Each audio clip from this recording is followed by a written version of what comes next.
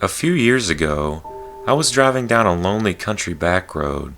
It was around 2 a.m. and there was no cell phone reception in the area.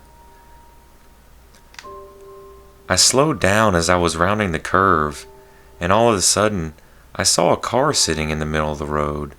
There was no lights on, and the driver's side door was wide open. I stopped my car and turned on the high beams to see if everything was okay. Just then, I noticed two men coming out of the woods behind my car. They were crouching down and approaching the back doors on both sides. I slammed the gas as I took off. I almost sideswiped the car they had left in the middle of the road.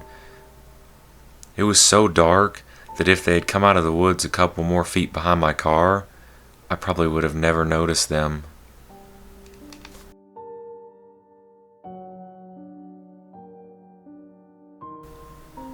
One night, my friend was out driving his truck in the Maine countryside. It was a remote area where you could drive for hours without seeing civilization. There were just trees and more trees that stretched on for miles.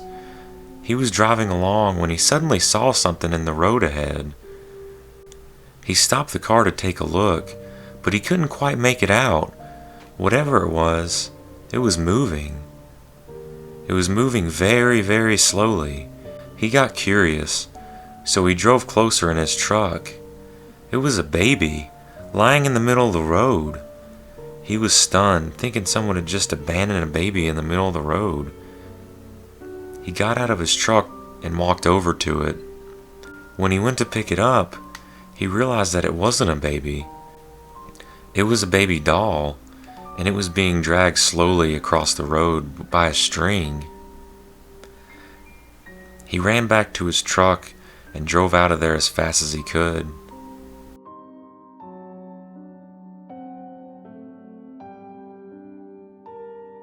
I was driving home after a long day at work when I saw a dark figure in the road up ahead.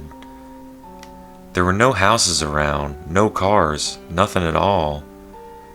As I got closer, I could tell it was a man in a black trench coat standing in the middle of the road. I slowed down because I was afraid I was going to hit him. Coming a little bit closer, I could see he was wearing a hockey mask. It looked exactly like the Jason Voorhees from Friday the 13th movies. The man jumped out in front of my car in an attempt to make me stop. It scared the hell out of me. I managed to swerve and drove around him.